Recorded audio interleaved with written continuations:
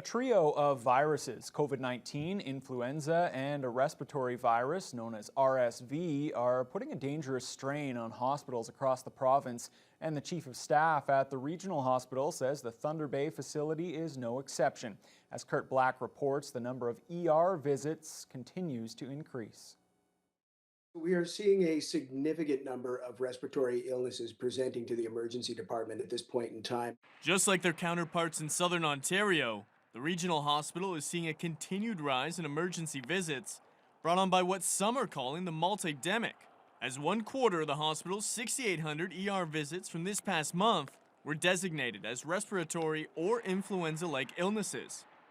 But while the spike is something the local hospital is closely monitoring, Chief of Staff Dr. Bradley Jacobson says his greatest concern surrounds the ever-increasing number of children being admitted with RSV. Our concern at this point in time is if we're looking at where modeling has come from Southern Ontario and looking at pediatric hospitals as an example, some departments are at 200% capacity in dealing with the very young and ill children at this point in time.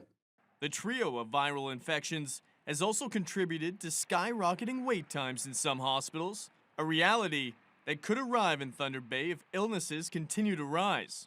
Speaking to some of my colleagues, not only chiefs of staff, but clinicians, some hospitals are projecting and actually experiencing now 24-hour wait times in some of their emergency departments. Our local emergency department certainly hasn't reached that state yet. But again, as everything sort of converges on one site, we can anticipate that wait times will increase. Some steps the hospital has taken in response to the surge of viral activity include providing flu shots to staff and maintaining its mandatory masking policy. And Jacobson adds they may consider additional measures if needed. We will have to reconsider our visitation policies as things progress, and if we need to reopen, certain respiratory units, we certainly don't want to put our staff, vulnerable patients, and others at risk. Kurt Black, TBT News.